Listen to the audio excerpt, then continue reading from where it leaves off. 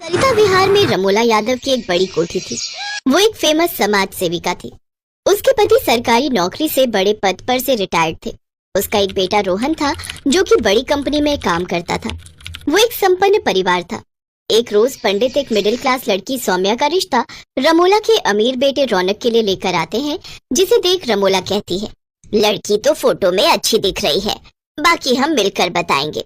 रमोला अपने बेटे और पति के साथ सौम्या को देखने उसके घर पहुंची। सौम्या दिखने में खूबसूरत थी, इसलिए उन्हें देखते ही पसंद आ गई। सौम्या को भी रोहन पसंद आ गया। सौम्या का परिवार भी इतने बड़े परिवार से रिश्ता जोड़कर बहुत खुश थे। अरे रेखा, बहुत बड़ा अमीर परिवार मिला है अपनी सौम्या को। हमारी बेटी राज करेगी वहाँ राज। अरे फिर तो वहाँ नौकर चाकर होंगे, हमारी बेटी को कोई काम नहीं करना पड़ेगा।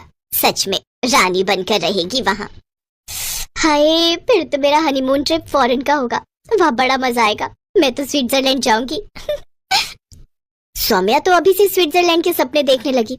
वो बहुत खुश थी। कुछ दिनों बाद रोहन और सौम्या की शादी हो जाती है।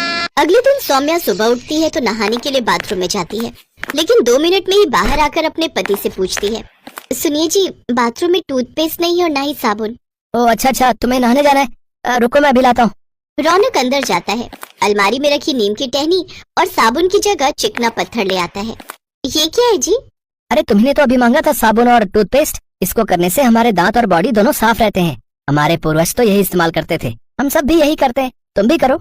सौम्या चुपचाप वो लेकर बाथरूम में चली जाती है, फिर तैयार होकर रसोई में जाती है, लेकिन वो ये देखकर हैरान थी कि वहाँ एक भी नौकर नहीं होता। कमाल है, इतना अमीर घर लेकिन नौकर एक भी नहीं है। तभी उसकी सास वहाँ आती है। बहू, छत पर लकड़ियाँ रखी हैं, वो ले आओ और इस चूल्हे पर रोटी बना लो। माँ जी, चूल्हे पर? हाँ, इससे गैस की बचत होगी ना। देख बहू, ये जो तू कोठी देख रही है ना, ये मैंने ऐसे ही नहीं बनाई। इसी तरह थोड़े थोड़े पैसे बचाए हैं, तब जाकर ये कोठी बन पाई है। अच्छा सुन, ये ले 4 आलू, इन्हें बना दे साथ में, सबके लिए 2-2 रोटी भी लगा दे। माँ जी, 4 आलू? हाँ, हम 4 ही तो हैं, 1-1 आलू की सब्जी सबके लिए काफी है। दरअसल यादव परिवार जितना अमीर था उतना ही कंजूस भी था। रमोला ने कंजूसी कर करके सबको अपनी तरह घर में कंजूस बना डाला था, और इन सब का खामियाजा बेचारी नई बहू सौम्या को भुगतना पड़ रहा था। उसकी समझ में कुछ नहीं आ रहा था कि ये हो क्या रहा है। फिर सौम्या सबके लिए 2-2 रोटी के साथ थोड़ी सी आलू की सब्जी बनाती है। फिर नाश्ता करके सौम्या पग फेरे की रस्म के लिए रौनक के साथ अपने घर जाने के लिए तैयार होती है। सौम्या जल्दी आओ। जी बस आई। लगता है ये गाड़ी में मेरा वेट कर रहे हैं। लेकिन सौम्या जब बाहर गई तो रौनक ऑटो में उसका इंतजार कर रहा होता है। ऑटो? लेकिन गाड़ी कहाँ है जी? गाड़ी? हमारे पास कोई गाड़ी नहीं है। माँ और पापा कहते हैं कि ये सब फिजूल खर्ची है। हमें तो कहीं भी जाना हो तो हम बस या ट्रेन से ही जाते हैं। वो तो आज तुम पहली बार अपने मायके जा रही हो, इसलिए माँ ने ऑटो करने को कहा है, और साथ ही ये भी कहा है कि इसके बाद से बस में जाया करो, पैसे बचेंगे। हे राम। सौम्या ऑटो में बैठ जाती है, लेकिन उसको अपने अमीर परिवार की एक कंजूसी बड़ी खटकती है। लेकिन वो उस वक्त चुपचाप रौनक के साथ अपने मायके चली जाती है। कुछ दिन बाद, रौनक, वैसे हम अपने हनीमून के लिए कहाँ जा रहे हैं?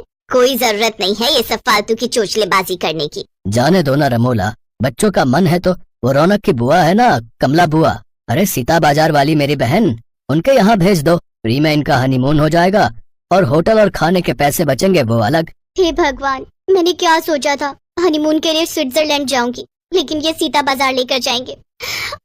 मम्मी, कहाँ फंस गई मैं, पैसे वाले लेकिन कंजूस ससुराल वालों के बीच। अगले दिन रौनक और सौम्या सुबह कमला बुआ के घर निकल जाते हैं। फिर 2 दिन रहकर वो वापस लौट आते हैं, लेकिन वहाँ भी सौम्या को काम ही करना पड़ता है।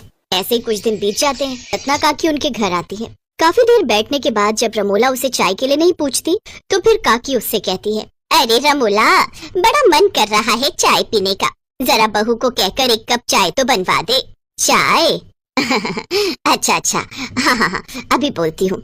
सौम्या बहू, 1 कप चाय तो बना दे काकी के लिए। जी माँ जी, बस अभी लाई। लेकिन सौम्या देखती है कि घर में दूध तो है ही नहीं। वो अपनी सास को बुलाती है, माँ जी जरा इधर आइए। माँ जी, घर में दूध खत्म हो गया है, बस ये आधा सा गिलास बचा है। खत्म हो गया है?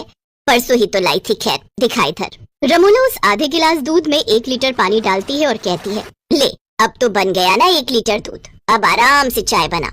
अपने ससुराल वालों की कंजूसी से सौम्या पूरी तरह परेशान हो चुकी थी। उसकी सास 2 से ज्यादा रोटी बनाने ही नहीं देती, साथ ही सारा काम सौम्या से लेती, जिससे उसके शरीर में कमजोरी आना शुरू हो गई और एक दिन वो चक्कर खाकर बेहोश हो गई। उसे जल्दी से अस्पताल ले जाया गया। देखिए, इनके शरीर में ठीक से खान पान न मिलने की वजह से काफी कमजोरी आ गई है। अगर ऐसा ही रहा तो इनकी जान को भी खतरा हो सकता है, इसलिए इनके खाने पीने पर पूरा ध्यान दिया जाए।